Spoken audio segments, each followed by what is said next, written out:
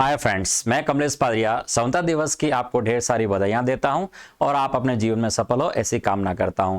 दोस्तों, जैसा कि हमने कल स्टार्ट किया था, हम प्रीवियस ईयर क्वेश्चंस हम कर रहे थे। कल की क्लास में हमने पढ़ा था कौन से जो स्पोर्टिंग एरर्स या जो ग्रामेटिकल एरर्स को हमने स्टार्ट किया था। आज की जो क्लास है वो आपकी फिल इन द ब्लैंक्स की रहेगी।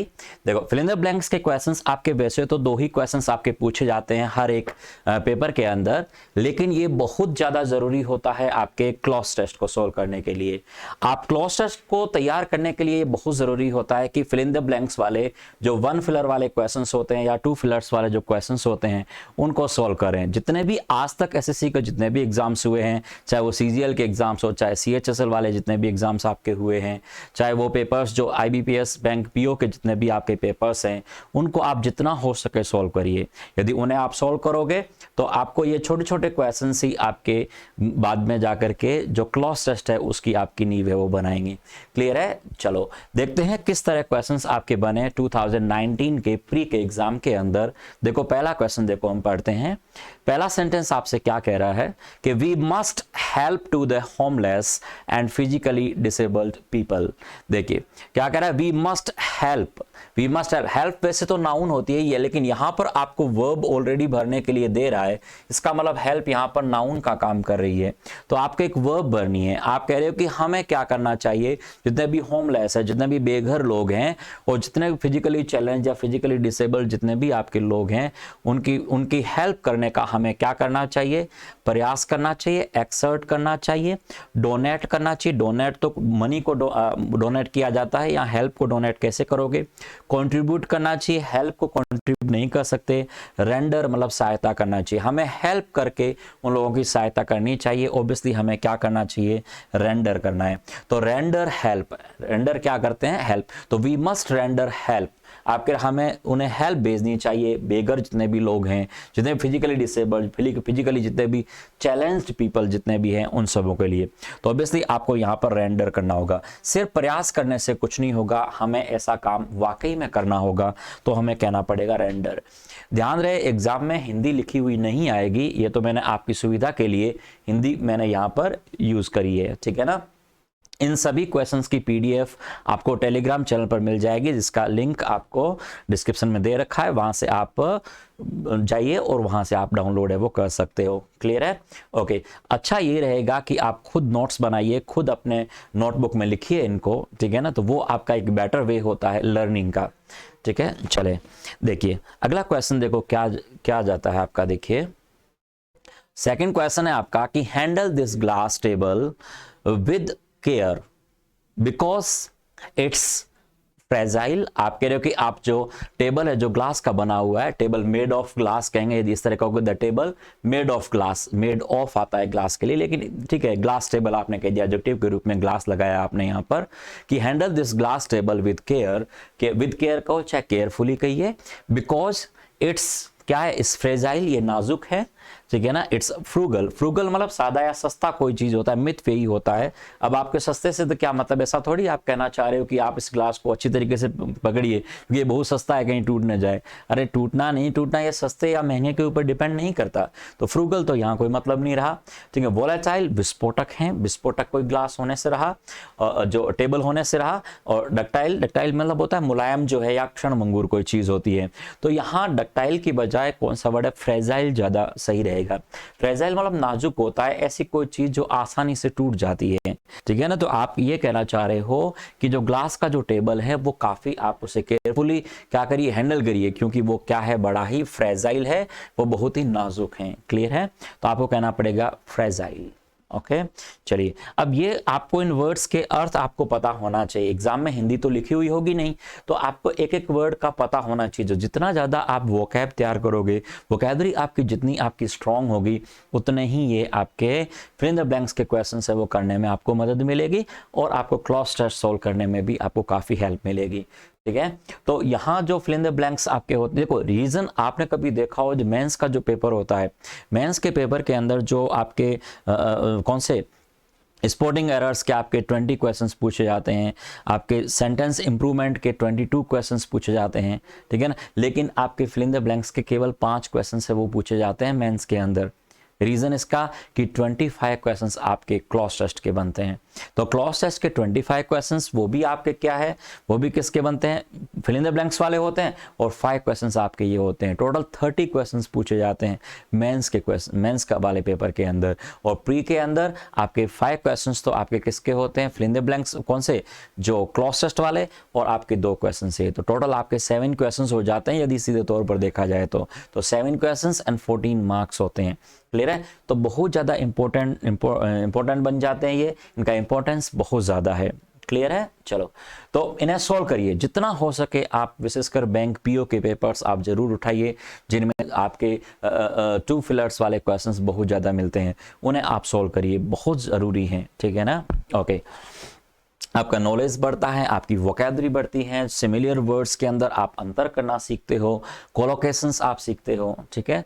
चलो देखो अगला क्वेश्चन क्या बनता है। हाँ, it's an day to start your new business. आपके एक नया बिजनेस शुरू करने के लिए ये एक दिन है। कैसा दिन है ये? ऑडेशियस दिन है, एक निडर है या साहसी दिन की बात कर रहे हो। ओमिनस एक अपशुगुन है, अशुभ दिन है। देखो बोलने को यदि मान लो आप कह सकते हो कि एक नया दिन शुरुआत करने के, नया बिजनेस शुरू करने के लिए आज का शुभ दिन है, अब कहने को बोल सकते हैं, लेकिन सेंटेंस आपका नेचुरली बनता है। नेचर क्या कहती है कि ऐसा कोई काम शुरू करे हो नया बिजनेस, तो उसके लिए आपका शुभ दिन होना चाहिए, ना कि अशुभ दिन होना चाहिए। ठीक है? ऑस्पिशियस आप शुभ की बात कर रहे हो, मंगल या पवित्र दिन की बात कर रहे हो, और अकेजनल तो यदा कदा होता है। ऑब्वियसली आपको कहना पड़ेगा ऑस्पिशियस। क्या कहोगे? आपको कहना पड़ेगा ऑस्पिशियस। ऑस्पिशियस मतलब आपका शुभ की बात कर रहे हैं। तो एक पॉजिटिव वर्ड है, एक नेगेटिव वर्ड है, तो आप इसे नेगेटिव वर्ड को यूज नहीं करना है, आपको पॉजिटिव वर्ड ही इस्तेमाल करना है। नेचर के विरुद्ध आप बात नहीं बोल सकते, बात हमेशा नेचर के अकॉर्डिंग होनी चाहिए। उसके विरुद्ध यदि बात करोगे तो वो गलत हो जाएगी। ओके, चलो अगला देखो क्वेश्चन देखते हैं आपका। क्वेश्चन नंबर 4 क्या है? He a heinous crime। अब he happened तो कोई अपने आप होने वाली चीज होती है, उसे कहते हैं कमिट करना, कमिट क्राइम होता ही है। मेड कहोगे या अकर्ड कहोगे? अकर्ड अपने आप होने वाली घटना होती है, तो क्या बनेगा इसमें? कमिटेड। तो ही कमिटेड अ हीनस क्राइम। ठीक है ना? उसने क्या किया है? एक घृणित काम है वो किया है, एक घृणित क्राइम है उसने किया है। तो commit a crime, commit suicide. ठीक है ना? तो आपको कमिटेड कहना पड़ेगा यहाँ पर।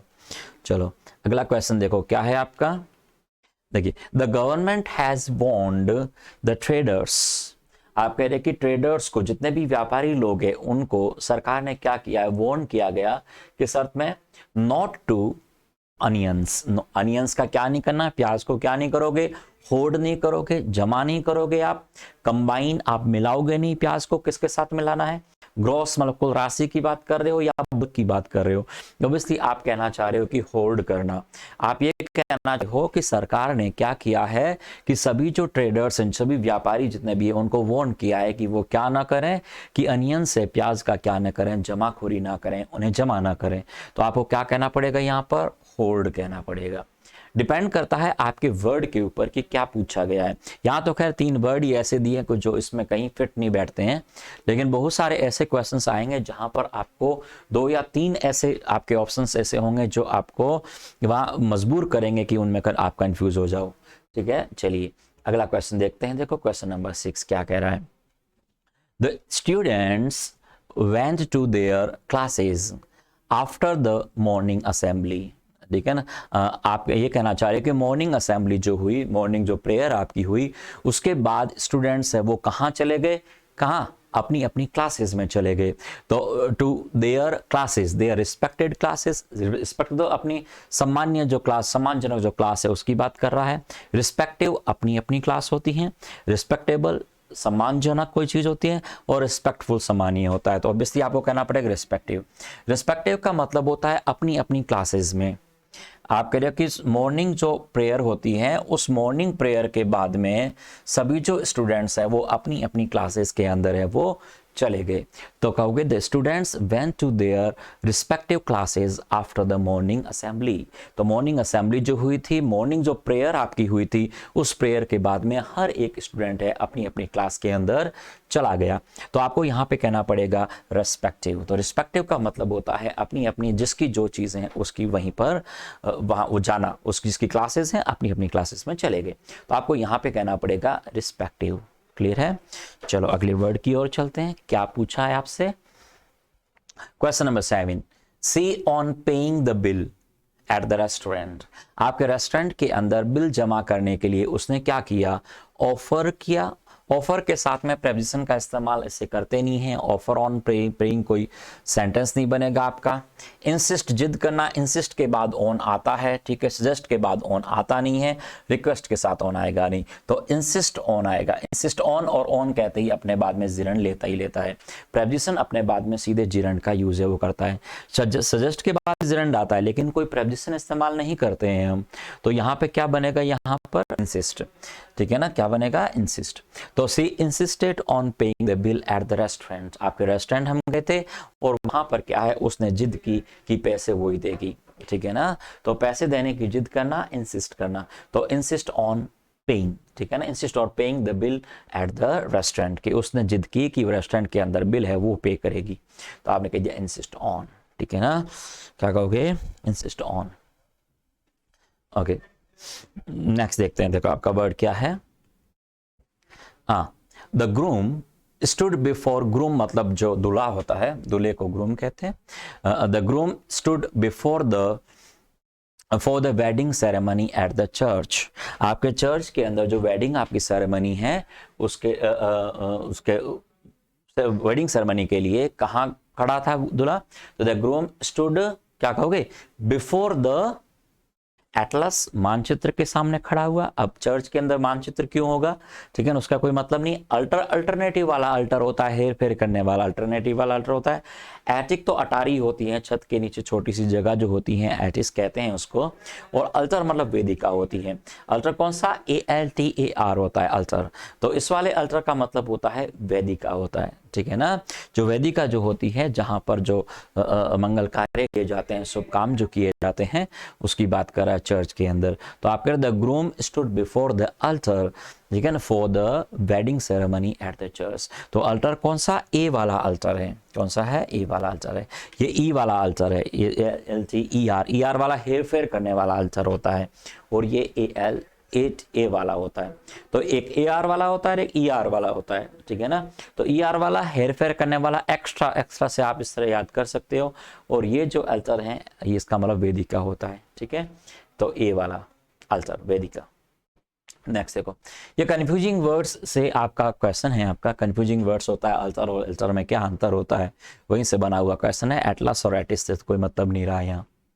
चलो question number 9, a reward is a which motivates a person to achieve excellence in his field। आप कह रहे हो कि रिवॉर्ड जो होता है वो क्या होता है, एक मोन्यूमेंट होता है, स्मारक होता है जो मोटिवेट करता है लोगों को, कलेक्शन होता है जो मोटिवेट करता है, रिकॉग्निशन मतलब एक पहचान होती है जो मोटिवेशन करता है, या एक मेमोरियल होता है जो मोटिवेट करता है। ऑब्वियसली आपको कहना पड़ेगा क्या, रिकॉग्निशन। इसका मतलब होता है पहचान होती है। आपकी रिवॉर्ड एक ऐसी पहचान होती है जो दूसरे लोगों को क्या करती है, मोटिवेट करती है, ठीक है ना। Person to achieve excellence in इस फील्ड, कि अपने फील्ड में वो क्या करें, एक्सीलेंस हासिल करें, वो अपने फील्ड में क्या करें, एक अचीवमेंट और ज़्यादा हासिल करें, ठीक है ना। तो a reward is a recognition which motivates a person, क्या कहना पड़ेगा, रिकॉग्निशन। रिकॉग्निशन का मतलब होता है पहचान बनाती हैं लोगों की, ताकि वो मोटिवेट करें कि आगे बढ़ें और अपने फील्ड में एक अच्छा काम करें। तो यहाँ पर कहना पड़ेगा रिकॉग्निशन, एक पहचान को आपको बनाना पड़ेगा यहाँ पर। नेक्स्ट देखो question number 10, the government should take, आप कह रहे हो stringent steps against terrorist and foil their designs. आपके जो भी डिजाइंस मतलब उन्होंने जो भी काम किए, जो भी उन्होंने ऐसा काम किया है कि हम ऐसा करेंगे वैसा करेंगे, ठीक है, उनको फॉइल करना, मतलब उसको पूरे उनके जितने भी काम हैं उनको फॉइल करने की बात करना चाह रहा है, मतलब उन्हें बर्बाद करने की बात कर रहा है। तो क्या कहोगे, एग्जाम्पलरी, एक बहुत अच्छा या औरों के लिए आदर्श डिजाइन की बात कर रहे हैं। अब टेररिस्ट कौन से कोई आदर्श डिजाइन पेश कर रहे हैं, बेनीवोलेंट, एक परोपकारी, टेररिस्ट कोई परोपकारी काम तो करेंगे नहीं। कंड्यूसिव, सहायक या प्रेरक जो लोगों की सहायता करे या सहायक कोई काम होते हैं ऐसे की बात कर रहे हो, या मैलेशियस? ऑब्वियसली आपको कहना पड़ेगा मैलेशियस। मैलेशियस डिजाइन्स का मतलब हो गया कि दुर्भावना युक्त। ऑब्वियसली टेररिस्ट जितने भी होते हैं कि वो दुर्भावनाओं से उत्तरित वो क्या करते हैं, कुछ डिजाइन्स बनाते हैं कि हम यहाँ पर अटैक करेंगे, यहाँ पर क्या बॉम्ब ब्लास्ट करेंगे, ये लोग बुझिए उन सभी योजनाओं को क्या करते हैं, फोल करना, मतलब उनको बर्बाद करना, उनको नष्ट करना। तो क्या कहोगे, मैलेशियस। क्या बनेगा, मैलेशियस, दुर्भावनापूर्ण। जो दुर्भावनापूर्ण उन्होंने जितने भी डिजाइन्स किए हैं उन सबको क्या करना है, फोइल करना होता है, ठीक है ना। और उनके विरुद्ध क्या करना है, एक स्टेप्स उठाने हैं, किसके स्ट्रॉन्ग स्टेप्स है वो उठाने पड़ेंगे, किसको, सरकार को, ठीक है ना। चलिए अगला, हाँ, being a millionaire he is leading a expensive life, conducive life, destitute life या लग्जूरियस लाइफ। ऑब्वियसली आपको कहना पड़ेगा लग्जूरियस लाइफ। तो आपके बीइंग अ मिलीनियर, एक मिलीनियर होने के नाते, एक अरबपति होने के नाते कि वो कैसे जीवन जीता है, लग्जूरियस जीवन जीता है, बहुत ज़्यादा क्या लग्जूरियस जीवन, विशाल मतलब वैभवपूर्ण वो जीवन है वो जीता है, आपको कहना पड़ेगा लग्जूरियस लाइफ। देखो नेक्स्ट क्वेश्चन, कुछ क्वेश्चंस काफ़ी सरल हैं, कुछ क्वेश्चंस थोड़े मुश्किल दिए हैं, ज़्यादा लेकिन मुश्किल नहीं है। आपकी थोड़ी बहुत अच्छी प्रैक्टिस यदि आप करते हो तो ये आसानी से कंप्लीट हो जाते हैं। देखो, children under 5 years are from passport biometrics. क्या कहना चाह रहे हो कि ऐसे बच्चे जो 5 साल से छोटे हैं, ठीक है ना, उनको पासपोर्ट की जो बायोमेट्रिक्स होती है उनसे गुजरने की ज़रूरत नहीं होती है। तो क्या करोगे, एक्विटेड, उन्हें दोष मुक्त किया है। दोष तो काय का लगाना किसी के ऊपर, तो ये तो एक्विटेड तो कोई मतलब नहीं है। एग्जेम्पेड मतलब छूट प्राप्त होती है। एस्केप्ड वहाँ से गायब हो जाते हैं, या अलाउड आज्ञा देते हैं। आप कह रहे हो कि बायोमेट्रिक्स से अलाउड तो कोई कहेंगे नहीं, एग्जेम्प्टेड। तो एग्जेम्प्टेड का मतलब होता है कि छूट प्राप्त है। आप कह रहे हो कि बच्चे जो 5 साल से छोटे हैं उन्हें जो पासपोर्ट बनाने की जो बायोमेट्रिक्स जो होती हैं उनसे गुजरना नहीं पड़ता, उनमें उनको छूट मिलती है कि उन्हें बायोमेट्रिक्स को लगाना कोई ज़रूरी नहीं है। ये 5 साल से छोटे बच्चों के लिए एक छूट प्राप्त है उनको, ठीक है ना। चलो अगला क्वेश्चन क्या कह रहा है, He tried to my rings। आप क्या कहोगे, He tried to steal my ring। Obviously उसने क्या किया कि मेरी रिंग को चोरी करने की कोशिश करी।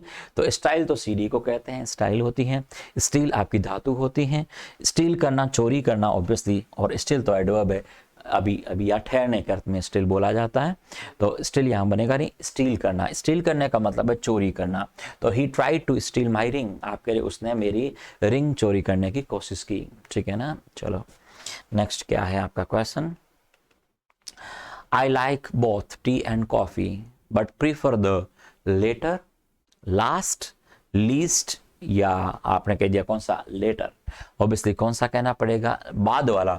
बाद वाले का देखो यहाँ 2 चीजें लिखी हुई है, एक तो कौन सा, ये पहला है, और कॉफी कौन सा है, दूसरा है। जब सीक्वेंस में कोई भी 2 चीजें आती हैं तो आपका कौन सा होगा, फर्स्ट वाले को हम कहते हैं कौन सा, फॉर्मर, और बाद वाले को हम कहते हैं लेटर, ठीक है, LATTR वाला। ध्यान रखना, जब कोई भी 2 संख्याओं की बात की जाती है, क्रम से कोई भी दो लोग हैं, तो फर्स्ट वन जो होगा वो तो कहलाता है फॉर्मर, वो क्या कहलाएगा, फॉर्मर। और जो बाद वाला है वो लेटर, LATTER वाला लेटर होता है। इस लेटर का मतलब होता है बाद वाला, इसका मतलब है बाद वाला, बाद वाला, इसका मतलब क्रम में कोई भी बाद वाला, मतलब क्रम की बात कर, सीक्वेंस की बात कर रहे हैं, क्रम में। आपने एक सेंटेंस में 2 लोगों का नाम लिखा हुआ है, तो फॉर्मर हो गया पहले वाला और लेटर हो गया बाद वाला, ठीक है ना, ठीक है, इस तरह। तो पहला फॉर्मर हो गया, दूसरा कौन सा हो गया, लेटर हो गया। जैसे मान लो आपने किसी का नाम लिख दिया, जैसे आपने लिख दिया कि राहुल एंड रमेश। अब आपने कह दिया कि राहुल एंड रमेश, इसका मतलब राहुल तो कौन सा हो गया, फॉर्मर, और रमेश कौन सा हो गया, आपका लेटर हो गया, मतलब बाद वाला हो गया, ठीक है। अब यदि संख्या में 2 से ज्यादा है, संख्या में यदि मान लो 2 से ज्यादा की बात करते हैं, यहाँ संख्या मान लो यहाँ पर 3 हो गई, तो जो पहला होगा ना ये फर्स्ट होगा, पहला फर्स्ट होगा, और ये लास्ट हो जाएगा, ठीक है। ये आप मिडल भी हो सकता है, या आप इसे सेकंड भी कह सकते हो, मिडल भी हो सकता है, सेकंड भी हो सकता है, ठीक है ना। तो संख्या में यदि मान लो 2 से ज्यादा है तो फर्स्ट और लास्ट होता है, फर्स्ट और कौन सा होगा, लास्ट होगा। जैसे मान लो आपने इस तरह बोल दिया कि राहुल, रमेश एंड रमन। अब यदि मान लो आपने 2 से ज्यादा लिख दिया, इसका मतलब ये आपका फॉर्मर और लेटर नहीं होगा, अब ये तो हो गया फर्स्ट, ये तो क्या हो गया फर्स्ट, और ये क्या हो गया लास्ट, इसे हम लास्ट कहते हैं। जब 2 से ज्यादा आएंगे, 3 होंगे तो पहला फर्स्ट हो जाएगा और लास्ट वाला आपका लास्ट हो जाएगा। 2 है तो फॉर्मर और लेटर होता है, और 2 से ज्यादा है तो फर्स्ट और लास्ट होता है। ये इसको मिडल भी कह सकते हो आप, और आप इसे सेकंड भी कह सकते हो। मिडल बंदा भी हो सकता है, सेकंड बंदा भी हो सकता है, इस तरीके से हम कहते हैं। ठीक है, तो सीक्वेंस में आपको 2 ही हैं तो पहला फॉर्मर दूसरा लेटर हो जाएगा। आपको संख्या में 2 से ज्यादा दे रखा है तो सीक्वेंस में पहला फर्स्ट होगा और अंतिम वाला लास्ट हो जाएगा। ठीक है, और यदि मान लो हम टाइमिंग की बात करते हैं तो टाइमिंग में लेटर LAT या R वाला होता है। जैसे मान लो आपने समय की बात कर रहे हो, तब कहते हैं जैसे I will call you later. अब I will call you later, later कौन सा, LATER वाला लेटर होता है। इस लेटर का मतलब होता है बाद में, ये तो एक आपका एडवर्ब है लेटर, बाद में। तो I will call you later, मैं तुम्हें बाद में कॉल करूंगा, तो I will call you later, later बाद में एक एडवर्ब होती है लेटर आपका, तो LATER होता है लेटर, मतलब बाद में कॉल करना। लेट से लेटर बना, आप लेटर टाइमिंग याद नहीं रहे तो लेट से लेटर बन जाता है। लेट से क्या बन गया, लेटर, तो लेट से क्या बना, लेटर। तो लेटर आपका कौन सा, बाद में, मतलब समय से बाद की बात कर रहा है कि मैं तुम्हें बाद में कॉल करूंगा, तो वो होता है लेटर आपका। ठीक है, एक लेटर होता है जो पत्र होता है आपका, एक लेटर कौन सा होता है, LETTER वाला लेटर होता है। इसके 2 अर्थ होते हैं, एक तो पत्र होता है इसका मतलब, और एक वर्ण होता है इसका मतलब। एक तो पत्र कौन सा, जो लेटर हम लिखते हैं किसी को, तो वो तो लेटर हो जाएगा LETTER वाला। एक लेटर जो होते हैं वर्ण होते हैं, जैसे मान लो आपने कह दिया कि दे रहा 26 लेटर्स इन इंग्लिश अल्फाबेट, तो इंग्लिश के अल्फाबेट के अंदर अल्फाबेट तो एक ही है, विश्व की चाहे कोई सी भी भाषा हो, अल्फाबेट एक ही होता है। और वर्णमाला, जिसे अल्फाबेट को वर्णमाला कहते हैं, अल्फाबेट का अल्फाबेट्स नहीं होता, वो लैंग्वेजेस के अर्थ में अल्फाबेट्स आता है। बाकी अल्फाबेट होता है वो एक ही होता है, और एक अल्फाबेट के अंदर जो वर्ण होते हैं, जो लेटर्स होते हैं, वो इंग्लिश में कितने हैं, 26 है। तो आप कह सकते हो there are 26 letters in English alphabet. तो आपने यहाँ कह दिया कौन सा, वर्ण, तो वो वाला लेटर होता है। ठीक है, तो लेटर अलग चीज होती है। लेटर LATTER वाला लेटर जो होता है, इसका मतलब क्रम में सेकंड हो जाएगा, और ये तो लास्ट, तो अंतिम हो जाएगा जब संख्या 2 से ज्यादा होनी चाहिए। यहाँ पर 2 ही लिखी हुई है, तो 2 में लास्ट नहीं आ सकता, लीस्ट तो खैर सुपरलेटिव डिग्री का मतलब नहीं है। तो यहाँ क्या कहना पड़ेगा आपको, लेटर LATTER वाला। ये लेटर आपके कौन सी टाइमिंग में लेटर होता है बाद में, तो आपको LATTER वाला लेटर कहना पड़ेगा। तो I like both tea and coffee but prefer the latter, इसका मतलब है कि मुझे चाय और कॉफी दोनों पसंद है, ठीक है ना, लेकिन जो मुझे ज्यादा, मैं प्रीफर किसको करता हूँ, जो दोनों हैं तो दोनों में से मैं प्रीफर किसको करता हूँ, कॉफी को प्रीफर करता हूँ। लेटर मतलब बाद वाला कौन है, कॉफी है, उसको मैं प्रीफर करता हूँ। ठीक है ना, ये कहना चाह रहा है सेंटेंस में। चलो नेक्स्ट क्वेश्चन देखते हैं, क्या क्वेश्चन है आपका 15। all students should express their, all students या all the students, आप आर्टिकल द लगा के भी कह सकते हैं, all of the students इस तरह भी कह सकते हो, लेकिन all of the students कहिए चाहे all students कहिए। should express their views in the group discussion without any fear, तो क्या कहो, should express their views, कौन से view, outspoken views, outspoken views मुफट, जो वो नेगेटिव वे में बोला जाता है, ओके, गार्डेड व्यूज, महफूज जो चीज करते हैं वो, कैंडिड सुस्पष्ट व्यूज, या आपके सेकुलर, सेकुलर मतलब तना कोई होते हैं, सुनसान की बात करता है, तो ऑब्वियसली आपको कहना पड़ेगा कौन सा, कैंडिड। आप कह रहे हो सेंटेंस कि all students should express their candid views in the group discussion without any fear. आप कह रहे बिना किसी हिचकिचाहट, बिना किसी घबराहट के सभी स्टूडेंट्स को क्या करना चाहिए, जो ग्रुप डिस्कशन जब होता है, GD जब होती है, उस दौरान उन्हें बेबाक बोलना चाहिए। ठीक है ना, तो क्या कहना पड़ेगा, कैंडिड, मतलब सुस्पष्ट, जितना स्पष्ट हो सके वो सारा का सारा बात है वो आपको GD में वो बतानी चाहिए। क्लियर है, तो आपका हो गया यहाँ पर कैंडिड। तो candid views in the group discussion without any fear. चलो नेक्स्ट क्वेश्चन की ओर चलते हैं। हाँ, ऑल हिज एंडेवर्स, एंडेवर्स प्रयास करना होता है, एंडेवर प्रयास करने को कहते हैं, okay, all his endeavours to win his teachers favour proved and did not bring the desired results। आप करें जो भी उन्होंने प्रयास किया कि अपने टीचर्स के फेवर को वो जीत लें, वो सारे के सारे क्या हो गए, व्यर्थ हो गए। ठीक है ना, और did not bring any Dzire result, और जो भी उन्होंने डिजायर रिजल्ट उन्होंने तय किया था, या उन्होंने जो रिजल्ट उन्होंने जिस रिजल्ट की कामना उन्होंने करी थी वो उन्हें नहीं मिल पाया। तो आप क्या कहोगे यहाँ पर? परपेचुअल, लगातार या बार बार होने वाली घटना, बार बार ये प्रयास किया था उन्होंने। फ्यूटाइल हो गया है, निष्फल हो गया है उनका, एपेरेंट स्पष्ट हुआ है, या प्रॉस्पेरस खुशहाल। ऑब्वियसली आपको कहना पड़ेगा फ्यूटाइल। आप यहाँ कह रहे हो सेंटेंस में कि all his endeavours to win his teachers favour proved futile. आप कह रहे हो कि जितने भी उन्होंने कोशिश की कि अपने टीचर्स की जो एंडेवर वो फेवर वो जीत लें, वो सब निष्फल हो गई, वो सारा फ्यूटाइल हो गया। तो यहाँ पे आपको कहना पड़ेगा सेंटेंस की मीनिंग के अकॉर्डिंग और सेंटेंस में जो रिजल्ट निकल रहा है इसके अकॉर्डिंग हमें वहाँ पर फ्यूटाइल कहना पड़ेगा। क्लियर है? चलो अभी अगला देखो question number 17। Health should be our first priority and should never be. आप कह रहे स्वास्थ्य हमारी पहली प्रायोरिटी होनी चाहिए और उसे कभी भी हमें नहीं करना चाहिए। क्या डिक्लाइन नहीं करना चाहिए, अस्वीकार नहीं करना चाहिए, उसे सस्पेंडेड, उसे स्थगित नहीं करना चाहिए, डिस्कार्डेड, उसे हटाना नहीं चाहिए, या नेग्लेक्टेड, उसे नकारना नहीं चाहिए। ओब्वियसली आपको नेग्लेक्टेड कहना पड़ेगा। आप ये कहना चाह रहे हो कि हेल्थ जो होती है हमारी पहली प्रायोरिटी पर होनी चाहिए, ठीक है ना, और उसे हमें कभी भी नकारना नहीं चाहिए, उसे हमें कभी भी नेग्लेक्ट है वो नहीं करना चाहिए, उसे कभी भी हमें क्या उसे मुंह नहीं फेरना चाहिए। तो हमें क्या कहना पड़ेगा? नेग्लेक्टेड। क्लियर है? चलो अगला क्वेश्चन आपका क्या कहता है? A color blind person is not able to between colors. Not able to, वो क्या नहीं कर सकता है? कलर ब्लाइंड जो बंदा होता है वो किन के बीच में, कौन से कलर्स होते हैं उनके बीच में वो क्या नहीं कर सकता? नोट नहीं कर सकता। तो क्या कहोगे? डिफाइन नहीं कर सकता। डिफाइन बिटवीन कलर्स, कलर्स के बीच में डिफाइन नहीं कर पाता है, वो ग्लांस नहीं कर पाता है, वो ऑब्जर्व नहीं कर पाता है, या डिस्टिंग्विश नहीं कर पाता है। ऑब्वियसली कलर के बीच में पहचान नहीं कर पाता है, वो डिस्टिंग्विश नहीं कर पाता है। पहचानने के अर्थ में क्या कहना पड़ेगा? डिस्टिंग्विश कहना पड़ेगा। आपका जो कलर ब्लाइंड जो भी बंदा होता है वो क्या करता है कि जो भी वो कलर वो देखता है उन कलर्स के बीच में वो क्या नहीं कर पाता? वो पहचान नहीं पाता है कि कौन सा कलर है कौन सा है वो नहीं है। उस अर्थ में आप कहना चाह रहे हो। क्लियर है? चलिए नेक्स्ट क्वेश्चन क्या है आपका, देखो समझते हैं। Question number 19। See how the magician had performed the rope trick. आप कह रहे हो सेंटेंस में कि he how the magician had performed the rope trick. आप कह रहे कि वो काफ़ी क्या इस हक्की बकी रह गई, या आप कह सकते हो वो आश्चर्यचकित हो गई कि जो मैजिशियन है उसने वो परफॉर्म्ड है रोप ट्रिक के ऊपर, किस तरह वो परफॉर्म की है उसने।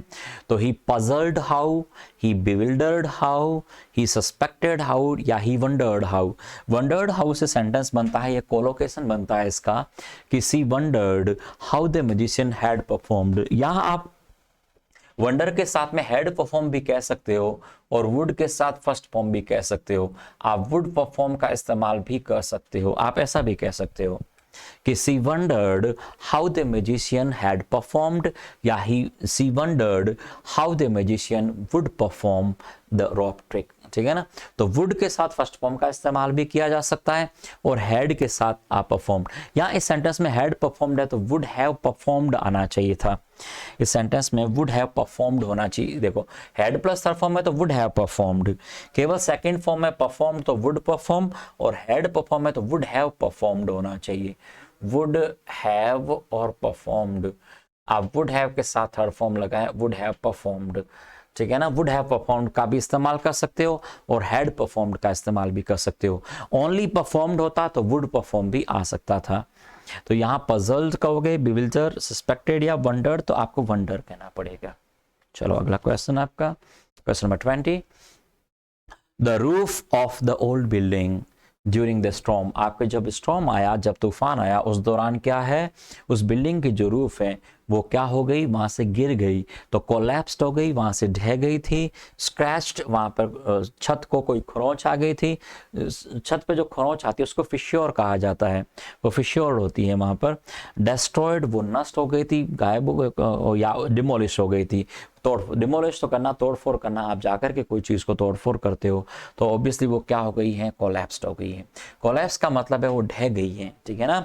जो छत थी, आपकी रूफ थी, वो पूरी पूरी क्या हो गई है, ढह गई थी वहां से। ठीक है?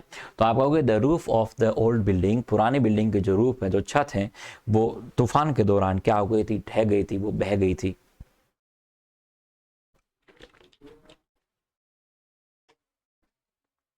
चलो अगले क्वेश्चन की ओर चलते हैं। कोलैप्स्ड होना, डेस्ट्रॉय, आप नष्ट करते हो किसी चीजों को, ठीक है ना। चलो देखो 21, the poor man was entry to the restaurant, आपके उस गरीब व्यक्ति को रेस्टोरेंट के अंदर एंटर करने के लिए मना किया गया, तो क्या कहोगे? डिवोइड, डिवोइड करना, से रहित रखा गया, डिल्यूडेड, भ्रम में रखना, डेराइव्ड, डेराइव्ड फ्रॉम होता है, डेराइव्ड कहोगे तो डेराइव्ड फ्रॉम एंटरिंग कहना पड़ता है आपको यहाँ पर, और तो वर्ड कौन सा होगा? डिनाइंग, ठीक है ना। तो denied entry to the restaurant, यहाँ डिनाइड एंट्री एक नाउन है, यहाँ पर एंट्री, एंट्री नाउन है। यदि एंट्री वर्ब होती तो डिनाई के बाद में जिरंड आती है। आप सीधा ऐसे भी कह सकते थे, the poor man was denied entering to the restaurant, आप सीधा एंटरिंग भी कह सकते थे और एंट्री भी कह सकते हो, ठीक है ना। एंटर होता तो फिर एंट्रिंग, एंटरिंग करना पड़ता, ये एंट्री नाउन है आपका। यदि इसकी जगह एंटर कहते तो वो गलत हो जाता, यदि इसकी जगह यदि आप एंटर कहते तो वो गलत हो जाता, आपको वहां पर एंटरिंग कहना पड़ता, एंटरिंग। डिनाई अपने बाद में जिरन लेता है, डिनाई अपने बाद में क्या लेता है? जिरन लेता है। तो आप क्या कहते? The poor man was denied entering to the restaurant, enter होता तो एंटरिंग कर देते, एंटर गलत हो जाता, लेकिन एंट्री नाउन है तो ये सही हो गया, एंट्री नाउन है तो इसलिए सही हो जाएगा, तो आपको डिनाई कहना पड़ेगा, मना करने के अर्थ में कहते हैं डिनाई, ठीक है। हालांकि यहाँ पे रिफ्यूज्ड होना चाहिए था, रिफ्यूज्ड टू एंटर, ठीक है ना, टू द रेस्टोरेंट, लेकिन डिनाई वर्ड है, ठीक है। डिनाई वैसे कोई आरोप लगाते हैं कुछ चीज़ों के ऊपर तो उसको मना करने के अर्थ में डिनाई का इस्तेमाल वैसे किया जाता है आपका, लेकिन इस अर्थ में भी ले सकते हो आप डिनाई को। देखो अगला वर्ड, हैव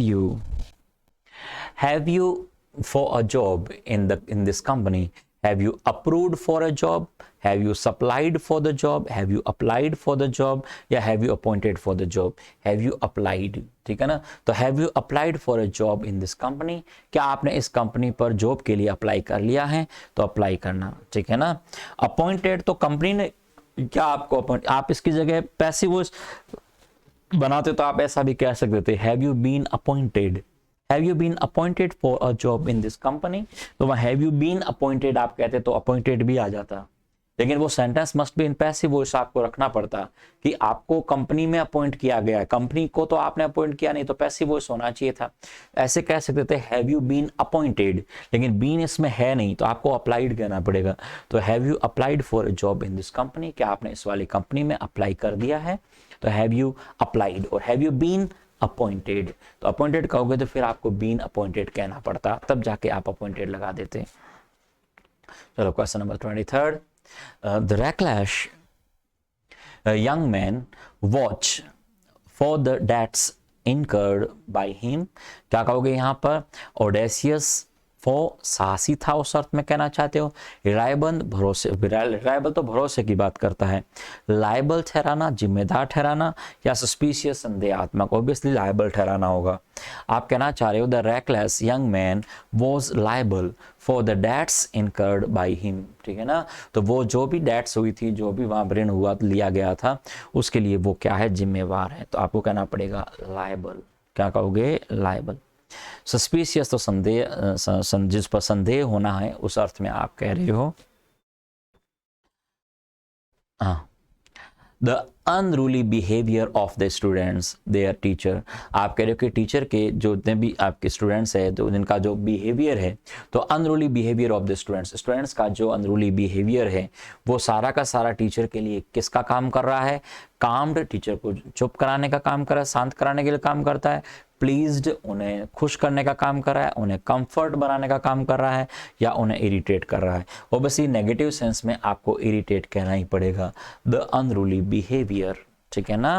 ओके, तो आप कहोगे the unruly behaviour of the students, क्या कहोगे? इरिटेट देयर टीचर, और उनके टीचर को वो इरिटेट कर रहा है, उनके टीचर को वो क्या कर रहा है? परेशान कर रहा है, ठीक है ना। तो आपको यहाँ पर क्या कहना पड़ेगा? इरिटेट करना, ठीक है ना, क्या कहोगे? इरिटेट। देखो नेक्स्ट क्वेश्चन क्या है आपका, question number 25, the minister gave an that strict action would be taken against the culprits, आप कह रहे कि मिनिस्टर ने क्या दिया, क्या मिनिस्टर ने क्या दिलाया? इंश्योरेंस दिलाया, एम्बिशन दिलाया, अश्योरेंस दिलाया, या एडमिशन दिलाया? ऑब्वियसली अश्योरेंस कहना पड़ेगा, अश्योरेंस भरोसा, ठीक है ना। आप कह रहे हो the minister gave an assurance, ठीक है ना, that strict action would be taken against the culprits. आप कह रहे हो कि उस मंत्री ने क्या किया, मंत्री ने भरोसा दिलाया लोगों को कि भाई स्ट्रिक्ट एक्शन है वो लिया जाएगा उस कल्प्रिट्स के विरुद्ध, कल्प्रिट्स के विरुद्ध जो है वो स्ट्रिक्ट एक्शन है वो लिया जाएगा। इस बात का मिनिस्टर ने क्या दिलाया, भरोसा दिलाया, ठीक है ना। तो एम्बिशन तो आपका लक्ष्य होता है, इंश्योरेंस आप जो करवाते हैं गाड़ी वगैरह के लिए, एडमिशन आपका मतलब नहीं है कोई यहाँ पर, ठीक है ना, प्रवेश से कोई मतलब नहीं है। Okay, question number 26, she was loved by her employees for her. आप कह रहे वो अपने एम्प्लॉयज के द्वारा क्या लव की जाती है, उनके एम्प्लॉयज उसे प्यार करते हैं, किस वजह से, कि फॉर हर इंसोलेंस, उसकी वो बदतमीजी करती हैं, इसके कारण लोग उसे प्यार करते हैं। ये तो बेकार को ऑप्शन हो गया आपका। बेनिवोलेंस, हाँ उसकी भलाई के लिए उसे जरूर याद करते हैं। या कॉन्डोलेंस, उसकी सहानुभूति, सहानुभूति क्यों रखेगी वो। या मेरवोलेंस, द्वेष भावना का कोई मतलब नहीं रहा, आपको कहना पड़ेगा बेनिवोलेंस। तो आप कह रहे हो कि she was loved by her employees for her benevolence. आप कह रहे हो कि उसकी जो भलाई है, उस भलाई के कारण उसके जितने भी एम्प्लॉयज जितने भी हैं वो उसे प्यार करते हैं, वो उसे पसंद करते हैं। तो यहाँ आपको कहना पड़ेगा बेनिवोलेंस, ठीक है ना। तो बेनिवोलेंस भलाई के अर्थ में कहना चाहते हो, पसंद करने के अर्थ में आप लव्ड का यूज कर रहे हो यहाँ पे। चलो अगला क्वेश्चन आपका है, there is a growth of flowers in tropical countries. आप कह रहे हैं कि ट्रॉपिकल कंट्रीज के अंदर फ्लावर्स का जो ग्रोथ हुआ है तो क्या होगा, पावरफुल ग्रोथ हुआ है वहां पर, प्लेंटी ऑफ ग्रोथ आप कह सकते थे, लग्जूरियंट ग्रोथ कहोगे या पायस कहोगे, ऑब्वियसली लग्जूरियंट कहना पड़ेगा। लग्जूरियंट ग्रोथ का मतलब है कि भरपूर, घना, सब जगह फैला हुआ, विस्तार या विस्तृत रूप से, तो लग्जूरियंट ग्रोथ ऑफ फ्लावर्स, ठीक है ना। तो लग्जूरियस ग्रोथ ऑफ आपने कह दिया क्या, क्रॉप्स, ठीक है ना। तो लग्जूरियंट मतलब घना है, समृद्ध है, ठीक है ना। तो आप कहोगे there is a luxuriant growth of flowers in tropical countries. Clear है। चलो तो आप क्या कहोगे, लग्जूरियंट। चलो नेक्स्ट क्वेश्चन क्या है आपका 28th, there are errors in your assignment. आपने जो असाइनमेंट लिखा है उसके अंदर ढेर सारी गलतियां हैं, तो क्या कहोगे, न्यूमरस एरर्स कहोगे, मल्टीफोल्ड कहोगे, सफिशिएंट कहोगे कि अबुंडेंट। ये तो दोनों पॉजिटिव वर्ड्स हैं, सफिशिएंट और अबुंडेंट। तो ये तो आप अबुंडेंट भरपूर मात्रा में होता है, ये तो आएगा नहीं, ऑब्वियसली आपको कहना पड़ेगा न्यूमरस, ठीक है। तो there are numerous errors in your assignment. आपके जो आपने असाइनमेंट तैयार किया है उसके अंदर बहुत सारी गलतियां हैं, तो आपको कहना पड़ेगा क्या, न्यूमरस एरर्स, ठीक है। न्यूमरस के साथ नाउन आपकी प्लूरल आती है, काउंटेबल होता है, नंबर्स से बना न्यूमरस है। चलो question number 29, the speaker the audience with his fine speech. The speaker the audience, the speaker आप कह रहे हो कि depress the audience with his fine speech. देखो फाइन स्पीच कह रहा है, इसका मतलब पॉजिटिव स्पीच दी है उसने, तो इम्प्रेस किया है ऑडियंस को। आप कह रहे हो कि सप्रेस्ड किया है या एक्सप्रेस्ड किया है, ऑब्वियसली इम्प्रेस्ड किया है, ठीक है ना। द स्पीकर क्या कहोगे, impress the audience with his fine speech, ठीक है ना। तो आपने कर दिया क्या, इम्प्रेस्ड कर दिया। तो आप कह रहे कि जो कौन सा स्पीकर है उसने अपने ऑडियंस को क्या किया है, इम्प्रेस किया है, ठीक है ना।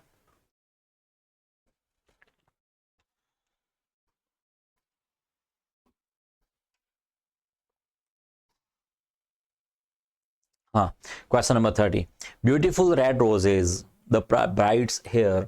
आपके ये जो ब्यूटीफुल रेड रोजेज हैं, आप कह रहे हो कि जो कौन से लाल जितने भी गुलाब आपके हैं, ये क्या करते हैं, दुल्हन के बालों को क्या कर रहे हैं, वो एडजर्न करते हैं। एडजर्न तो स्थगित होने के अर्थ में आता है, कहते हैं the court has adjourn for today. आपके आज के लिए कोर्ट है वो स्थगित कर दी गई है, तो एडजर्न तो उस अर्थ में आता है।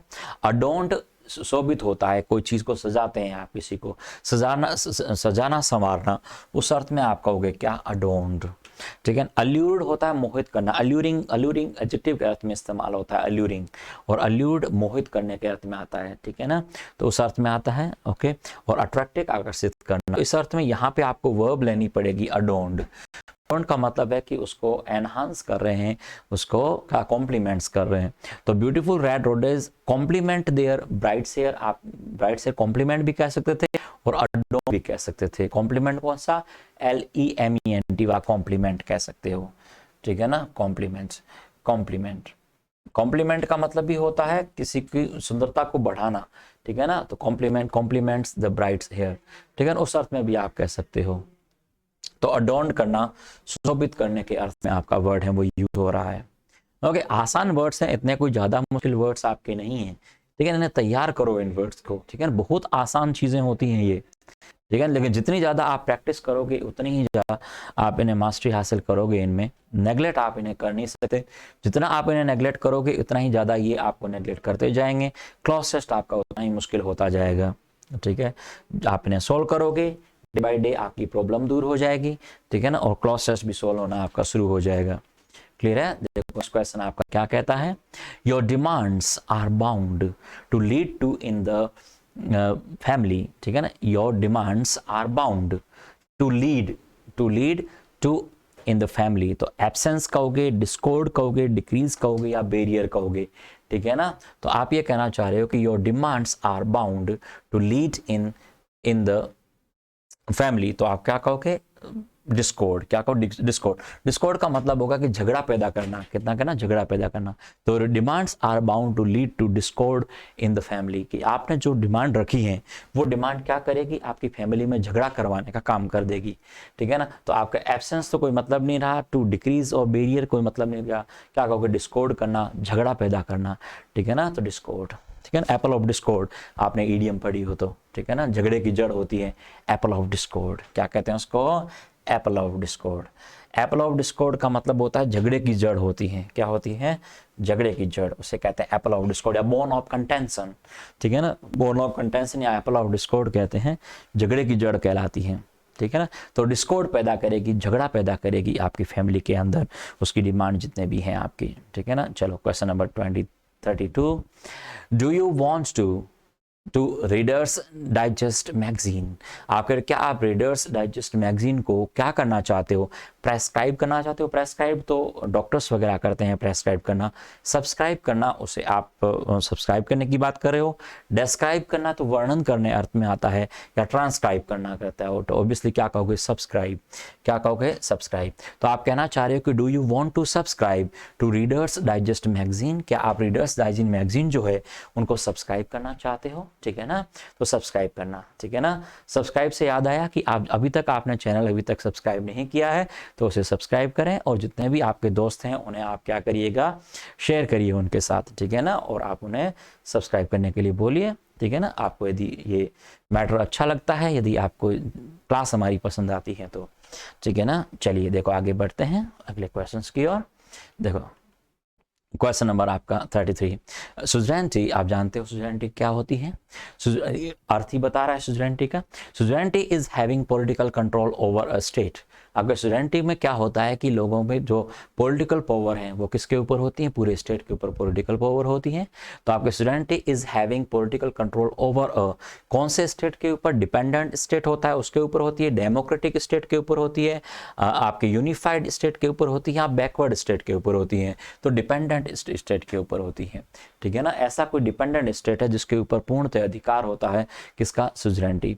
तो सुजरेनिटी एक ऐसी पॉलिटिकल व्यवस्था होती है जिसके ऊपर लोग उनके अधीन होते हैं और उनके ऊपर क्या करते हैं, पूरा कंट्रोल होता है। तो आपको कहना पड़ेगा डिपेंडेंट स्टेट। क्या कहोगे, ओवर ए डिपेंडेंट स्टेट। क्लियर, ओके चलो ओके। अगला क्वेश्चन आप देखिए, देखो हाँ, माई cousins study on the reading habits again of school children across their states have been recognized as a piece of research। क्या कहोगे, as a negligent piece of research कहोगे, proud piece of research कहोगे, pioneering piece of research कहोगे, या unless, useless बेकार है, pioneering अग्रणी के अर्थ में कहना चाहते हो, पथ अग्रणी कह सकते हो, या पथ प्रदर्शक जितने भी होते हैं, ऐसा कोई व्यक्ति जिसने ऐसा कोई काम किया है, ठीक है ना, पथ प्रदर्शक। जो आप कह रहे हैं कि जो मेरे रिसर्च जो किया है, ठीक है ना, और वो रिसर्च कैसा काम करे, पायनियरिंग पीस ऑफ रिसर्च है, ठीक है ना, जो उसमें मतलब क्या माइलस्टोन का काम किया है, बाकी लोगों के लिए एक पथ प्रदर्शक का काम किया है, ठीक है। तो आपको कहना पड़ेगा यहाँ पर पायनियरिंग, ठीक है। My cousins study on reading habits of school children across their states, ठीक है ना, has been recognised as a pioneering piece of research. Research आपको पता है अनकाउंटेबल नाउन होती है, पीस ऑफ का इस्तेमाल आपको करना पड़ेगा यदि आर्टिकल लगाना हो उसके साथ। तो Question number 35. The popular leader is remarkable for the way in which the qualities of a good politician and a world-class thinker. क्या कहोगे यहाँ पर? He shows कहोगे, he portrays, he controls. ये तो portrait तो वैसे भी नहीं आ सकता. He controls कहोगे, he conditions कहोगे, he shows कहना पड़ेगा. The popular leader is remarkable for the way in which he shows the quality of a good politician. ठीक है ना? तो show करता है, वो qualities को show करता है. क्या आएगा? shows.